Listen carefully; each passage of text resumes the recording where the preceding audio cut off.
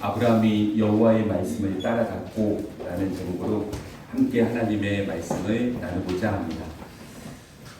우리가 구약 성경을 이렇게 펼쳐보게 되면 창세기부터 보통 시작을 하지 않습니까? 근데 이 창세기의 1장부터 11장까지, 창세기가 총 50장으로 있는데 1장부터 11장까지는 보통 원역사라고 이야기를 합니다. 원역사의 의미는 다른 의미가 아니라 사건은 있는데 시기가 분명하지 않은 역사들을 원역사라고 이야기를 하죠. 그리고 그 11장이 지나서 이제는 12장부터 하나님께서 하나님의 사람들을 부르시는 장면들을 우리에게 소개하고 있는데요. 그 중에 첫 번째로 등장하는 사람이 바로 오늘 본문 속에 등장하는 아브람이라고 하는 사람입니다. 후에 이름이 바뀌죠. 뭐라고 바뀝니까? 아브라함이라고 이름이 바뀌게 되는데요. 이 아브람이라고 하는 사람을 부르시는 과정들을 우리에게 소개해주고 있습니다. 하나님께서 이 사람을 부르실 때 그냥 부르신 것이 아니라 이 사람에게 이런 이야기를 했다라는 것을 오늘 성경은 이렇게 소개하고 있습니다. 우리 1절부터 3절까지 있는 말씀을 우리 다시 한번 읽어보도록 하겠습니다. 함께 읽겠습니다. 여호와께서 아브람에게 이르시되 너는 너의 고향과 친척과 아버지의 집을 떠나 내가 내게 보여줄 땅으로 가라. 내가 너로 큰 민족을 이루고 내게 복을 주어 네 이름을 창대하게 하리니 너는 복이 되지라. 너를 축복하는 자에게는 내가 복을 내리고 너를 저주하는 자에게는 내가 저주하리니 땅의 모든 족속이 너로 말미암아 복을 얻을 것이라 하신지라. 아멘. 자, 하나님께서 뭐라고 말씀하시냐면 떠나라는 거예요. 떠나라고 이야기를 하는 거죠. 세 가지를 떠나라고 말씀하셨습니다. 뭐를 떠나래요? 고향도 떠나야 되고 친척도 떠나야 되고 아버지의 집도 떠나라고 이야기를 하고 있습니다. 그리고 아직 보여줘야 될 땅, 아직 내가 경험하지 않은 땅, 그 땅을 내가 너에게 인도하겠다라는 것이 하나님의 약속이었습니다. 그런데 4절에 있는 말씀을 읽어보면 그 땅을 따라서 그 하나님께서 말씀하신 것을 따라서 갔다라고 성경은 표현하고 있는데 사실 그 과정이 과연 쉬웠을까라는 생각을 해보면 쉽지 않았을 것 같다라는 생각을 하게 됩니다. 왜냐하면 이 아브라함이 원래 살고 있었던 곳이 이 갈대아 우르라고 하는 지역이었는데요. 이 갈대아 우르라고 하는 지역을 성경학자는 뭐라고 표현하고 있냐면 국제 무역을 통한 매우 번영한 도시였다라고 소개를 해주고 있습니다. 그러니까 살기 좋았다는 얘기입니까? 안 좋았다는 얘기입니까? 너무너무 살기 좋았던 곳이었다라는 겁니다. 부유했다라는 거죠. 도시 자체가. 그러면 여기서 한 가지 더 질문해 보면 아브라함은 부자였을까요? 아니면 서민이었을까요? 예? 부자의 동네에 사니까 그냥 부자인 겁니까? 근거가 있어야죠. 아브라함은 과연 부자였을까? 서민이었을까? 우리에게 힌트를 줄 수 있는 한 가지 사건을 좀 생각을 해보면 나중에 아브라함이 가나안 땅에 들어가서 조카 롯과 헤어지는 상황들을 우리에게 소개해주고 있는데요. 이 조카 롯이 다른 적군에게 공격을 받았던 적이 있었습니다. 그런데 이 소식을 들었던 아브라함이 조카를 구하러 가게 되는데 성경의 표현을 따지면 집에서 길리운 318명을 데리고 갔다라고 표현하고 있습니다. 몇 명이요? 318명을 데리고 갔다. 집에서 길린 사람이라는 거죠. 그러면 집에서 길릴 수 있는 318명을 데리고 있을 수 있는 사람이라면 부자였을까요? 부자가 아니었을까요? 엄청나게 부자였다는 거예요. 그러니까 아브라함의 상황은 그거죠. 부자 동네에서 살고 있는데 아브라함도 부자였다는 겁니다. 그런데 지금 하나님의 명령은 뭐라는 겁니까? 고향, 본토, 친척, 아버지의 집을 떠나서 하나님께서 명령하신 곳으로 가라는 거죠. 가기가 쉬웠을까요? 어려웠을까요? 쉽지 않았을 것 같습니다. 이렇게 간다고 이야기를 했을 때 아브라함이 내가 하나님의 음성을 들었는데 여기를 떠나서 하나님께서 보여주실 땅으로 가래. 그 이야기를 주변 사람들한테 들었을 때 모두가 다 가야지. 하나님께서 말씀하셨는데 당장 가야지 라고 이야기하는 사람들이 있었을까요? 아니면 그 상황들을 막으려고 하는 사람들도 있었을까요? 당연히 막으려고 하는 사람들도 있었겠죠. 왜냐하면 그 상황을 포기한다라고 하는 것. 지금 아브라함이 살고 있는 그런 어떤 경제적인 상황들을 포기하고 간다라고 하는 것이 쉬운 일이 아니었다라는 것을 우리는 생각해 보게 되어지는 거죠. 그럼에도 불구하고 아브라함이 거기를 따라갔다라고 하는 것은 아브라함에게 뭔가 분명한 매력이 있는 것 아니었겠습니까? 하나님께서 약속하신 그 매력 때문에 아브라함은 그 말씀에 순종하고 따라갔다라고 우리는 생각해 보게 되어지는 거죠. 하나님께서 하신 약속은 뭐였습니까? 내가 너로 민족을 이루게 할 것이고 너의 이름을 창대하게 해줄 거라는 겁니다. 또 뭡니까? 너를 축복하면 내가 복을 내리고 너를 저주하면 내가 저주할 거라는 것이죠. 하나님의 복이 누구를 통해서 간다라는 겁니까? 아브라함을 통해서 나타나게 되어진다는 거예요. 세계에 있는 모든 열강들은 아브라함으로 인해서 복을 받게 되어진다는 것을 성경은 우리에게 알려주고 있는 거죠. 아브라함 입장에서는 하나님께서 말씀하신 이 약속이 자기가 지금 누리고 있는 삶의 평안함보다 더 중요했다라고 이야기를 하고 있는 거예요. 내가 지금 누리는 삶의 평안함보다 하나님의 말씀을 따라가 살아가는 것을 더 중요한 삶의 가치로 여기고 살아갔다는 것을 성경은 우리에게 이야기해주고 있는 것이죠. 그러면 우리는 질문해야 되는 거죠. 이 아브라함의 이야기가 나와 도대체 무슨 상관이 있는가? 그렇지 않습니까? 지금 성경에서 이야기하고 있는 이 아브라함의 이야기가 나에게 무슨 의미가 있는가를 우리는 점검해 봐야 되는 거죠. 상관이 있을까요? 없을까요? 1번 있다, 2번 없다. 있어요. 어떤 의미냐면 이 이야기들을 나중에 바울이 갈라디아에서 이렇게 풀어내는 장면들을 성경은 우리에게 소개하고 있는데요. 우리 갈라디아서 3장 8절 9절에 있는 말씀을 우리 같이 한번 읽어보도록 하겠습니다. 함께 읽겠습니다. 또 하나님이 이방을 믿음으로 말미암아 의로 정하실 것을 성경이 미리 알고 먼저 아브라함에게 복음을 전하되 모든 이방인이 너로 말미암아 복을 받으리라 하였느니라. 그러므로 믿음으로 말미암는 자는 믿음이 있는 아브라함과 함께 복을 받느니라. 이렇게 이야기하고 있죠. 그러니까 바울의 입장에서는 아브라함에게 믿음으로 역사하셨던 하나님의 복은 아브라함에게만 끝나는 것이 아니라는 겁니다. 뭐라고 이야기를 하고 있습니까? 믿음이 있는 아브라함은, 믿음을 가지고 있는 사람들은 믿음이 있는 아브라함과 함께 복을 누리게 되어진다는 것을 성경은 우리에게 이야기하고 있죠. 그러니까 하나님을 믿음으로 고백하는 사람들은 누구와 같은 복을 받는다는 겁니까?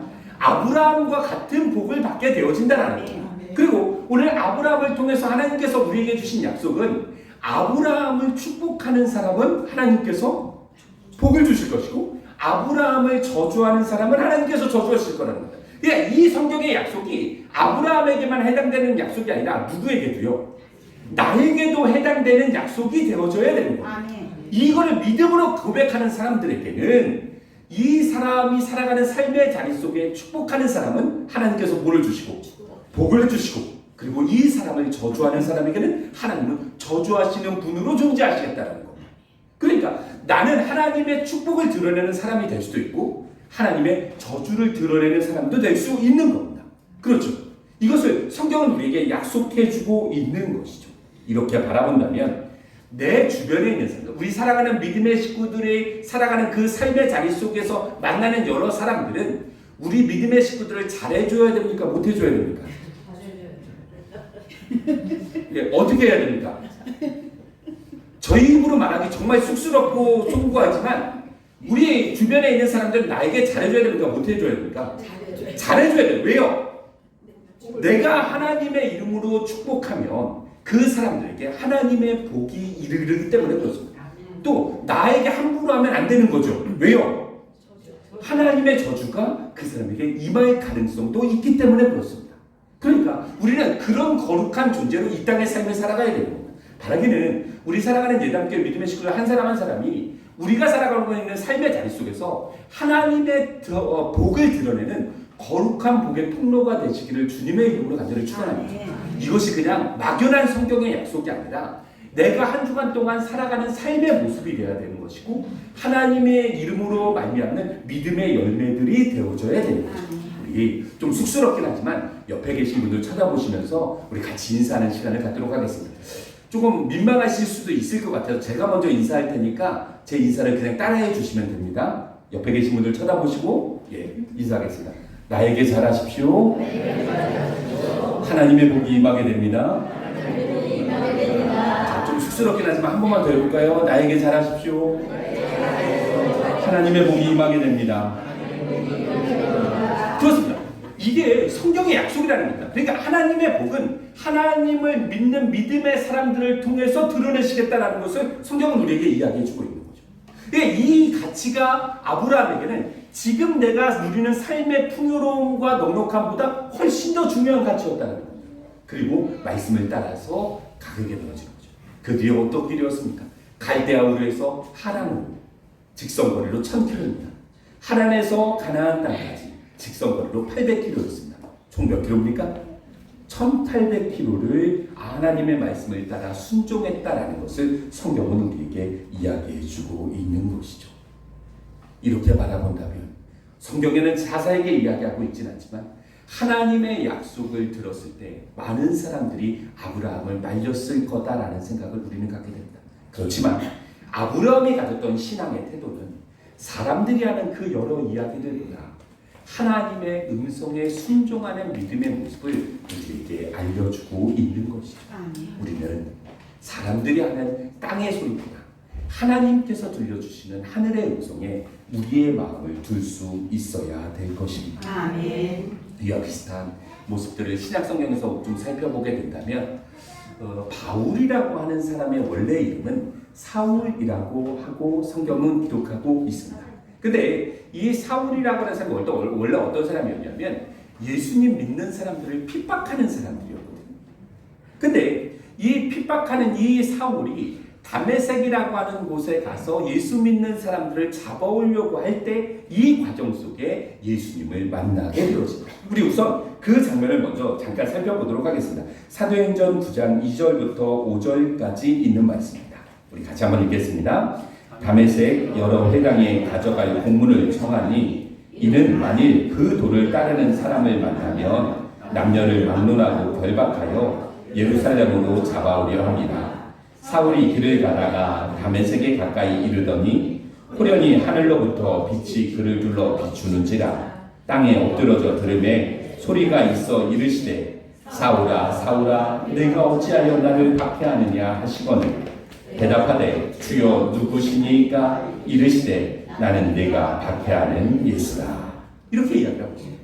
그러니까 사울이라고 하는 사람이 다메섹이라고 하는 곳으로 가서 예수 믿는 사람들을 잡아오려고 할 때 아주 놀라운 경험들을 하는데 어떤 경험이었습니까? 갑자기 하늘로부터 빛이 비추게 되어졌고 이 사울이 예수님을 만나는 장면을 우리에게 소개를 하고 있습니다. 그런데 그 과정의 대화들을 들어보면 이런 거죠. 사울아 내가 어찌하여 나를 박해하느냐? 당신은 누구십니까? 뭐래요? 나는 내가 핍박하는 예수라 라고 이야기를 하고 있습니다. 정확하게 이야기를 하면 사울이 핍박했던 대상은 예수님이었습니까? 예수님을 믿는 사람들이었습니까? 예수님을 믿는 사람들을 핍박한 거죠. 그런데 성경에서 예수님 뭐라고 이야기하고 있냐면 네가 왜 예수 믿는 사람을 핍박하느냐라고 이야기하지 않죠. 뭐라고 이야기합니까? 왜? 나를 핍박하느냐라고 이야기하죠. 그리고 또 뭐라고 이야기합니까? 나는 내가 핍박하는 예수다라고 이야기합니다. 그러니까 예수님 편에서 생각을 해보면 예수님 믿는 사람들과 예수님과의 관계는 나눠진 관계가 아니라는 거죠. 그렇죠. 이거 중요한 거죠. 예수를 믿는다라고 하는 것은 결국 예수와 어떤 관계를 이야기하는 겁니까? 하나의 관계를 이야기하는 겁니다. 이것을 요한복음에서 예수님 뭐라고 이야기합니까? 저가 내 안에 내가 그 안에 라고 하는 표현을 하고 있는 거예요. 그러니까 신앙의 목적은 결국 어디에 있는 겁니까? 신앙의 대상과 하나됨에 있는 겁니다. 내가 예수를 믿는다라고 하는 것은 예수를 내가 필요할 때만 찾는 그런 존재로 여기는 것이 아니라 예수와 하나의 관계가 되어져서 내가 기뻐할 때 예수님과 함께 기뻐하고 내가 슬퍼할 때 예수님과 함께 슬퍼하는 그런 하나의 관계를 이야기하는 것임을 성경은 우리에게 알려주고 있는 것이죠. 그래서 성경은 우리에게 분명하게 이야기하고 있지 않습니까? 형통할 때는 즐거워하고 공부할 때는 되돌아보라는 겁니다. 우리의 모든 일들 속에서 하나님을 만나는 접점들을 놓치지 말라는 겁니다. 이 관계를 우리에게 이야기하고 있는 거죠. 신앙의 목적은 신앙의 대상과 하나의 관계가 되어지는 겁니다. 이 관계들을 회복해 갈 수 있는 거룩한 주의 백성들이 되시기를 주님의 이름으로 간절히 축원합니다. 그러니까 즐거워할 때는 우리는 하나님 안에서 즐거워할 수 있어야 되는 겁니다. 또 실패하고 힘든 일이 있을 때는 하나님 안에서 그 일들을 해결해 갈 수 있어야 되는 겁니다. 아무튼 이 과정 속에 사울은 예수님을 만나게 되어지고 눈이 멀게 되어져서 다메섹으로 들어가게 됩니다. 그런데 이 다메섹으로 들어갔을 때 이 다메섹에 살고 있었던 아나니아라고 하는 사람에게 예수의 영이 임하게 되어지는데요. 이 예수의 영이 임했을 때 이런 일들이 있었다는 것을 우리에게 소개하고 있습니다. 우리 10절부터 14절까지 있는 말씀을 같이 한번 읽어보도록 하겠습니다. 함께 읽습니다. 그때에 다메섹에 아나니아라는 제자가 있더니 주께서 환상 중에 불러 이르시되 아나니아야 하시거늘 대답하되 주여 내가 여기 있나이다 하니 주께서 이르시되 일어나 지가라 하는 거리로 가서 유다의 집에서 다소 사람 사울이라 하는 사람을 찾으라. 그가 기도하는 중이니라. 그가 아나니아라 하는 사람이 들어와서 자기에게 안수하여 다시 보게 하는 것을 보았느니라 하시거늘 아나니아가 대답하되 주여 이 사람에 대하여 내가 여러 사람에게 듣사온즉 그가 예루살렘에서 주의 성도에게 적지 않은 해를 끼쳤다 하더니 여기서도 주의 이름을 부르는 모든 사람을 결박할 권한을 대제사장들에게서 받았나이다 하거늘 이렇게 이야기를 합니다. 이 아나니아라고 하는 사람에게 예수의 영이 나타나서 뭐라고 이야기를 합니까? 가서 사울이라고 하는 사람을 만나고 그 사울에게 안수해서 다시 눈을 뜨게 해줘라 라고 이야기를 하게 되어집니다. 그러면 아나니아는 뭐 하면 되는 겁니까? 순종하면 되는 겁니다. 아멘 하고 가면 되는 겁니다. 근데 갑니까 안 갑니까? 한 번에 안 가죠. 뭐라고 이야기합니까? 오히려 반문하는 거죠. 내가 이 사울이라고 하는 사람에 대해서 들은 소리가 있습니다. 여러 사람들한테서 이 사람에 대해서 들었는데 이 사람은 예수를 핍박하는 사람이고 지금 다메섹에 오는 것도 예수 믿는 사람들을 잡아가려고 한다라고 하는 소식을 들었습니다. 라고 이야기를 하는 거죠. 그러니까 이 아나니아라고 하는 사람도 두 가지 얘기를 들었다는 겁니다. 하나는 하늘의 소식이었죠. 가서 안수해서 눈을 뜨게 해주라는 겁니다. 또 하나는 어떤 소리였습니까? 사람들이 하는 이야기였죠. 어떤 얘기였습니까? 이 사람은 예수 믿는 사람들을 핍박하는 아주 나쁜 사람이라고 하는 이야기를 듣게 되었던 거죠. 이 두 가지 이야기를 들었을 때 하늘에 들려오는 두 번째 음성을 듣고 아나니아가 순종하게 되어지는데요. 우리 15절에 있는 말씀을 끝으로 같이 한번 읽어보도록 하겠습니다. 함께 읽겠습니다. 주께서 이르시되 가라. 이 사람은 내 이름을 이방인과 임금들과 이스라엘 자손들에게 전하기 위하여 택한 나의 그릇이라. 이 이야기를 듣게 됩니다. 이 사울이라고 하는 사람은 너가 앞으로 만나는 이 사울이라고 하는 사람은 나를 핍박하는 사람으로 끝나는 것이 아니라 여러 사람들에게 내 이름을 증거할 나의 택한 그릇이야. 그렇게 이야기하는 장면을 아나니아가 듣게 되어진 거죠. 아나니아도 역시 마찬가지였습니다. 두 가지 이야기를 들었다라는 겁니다. 사람들이 하는 이 사울에 대한 안 좋은 평판들, 그리고 또 한 가지는 하늘로부터 들어지는 음성, 내 택한 나의 그릇이라고 하는 그 음성을 듣게 되어진 거죠. 누구의 말을 따랐을까요? 하늘의 음성을 듣고 순종하는 아나니아의 모습을 성경은 우리에게 이야기해주고 있습니다. 사람들이 하는 소리, 사울은 나쁜 사람, 하나님의 음성, 이 사람은 나의 택한 그릇. 결국 그 음성에 이끌림을 받아 하늘의 음성을 듣고 순종하는 아나니아의 모습을 성경은 우리에게 이야기해주고 있습니다. 오늘 말씀을 우리가 좀 정리해 간다면 우리도 역시 마찬가지 아닙니까? 우리가 이 땅의 삶을 살아가면서 얼마나 많은 사람들의 소리를 듣습니까? 우리가 어떤 선택을 할 때 얼마나 많은 주변에 있는 사람들의 이야기들을 듣습니까? 아브라함 입장에서 생각해 본다면 거기 가지 마. 지금 살고 있는 곳이 얼마나 좋은데, 지금 살고 있는 곳이 얼마나 편한데 그런 이야기들이 얼마나 많이 들렸겠습니까?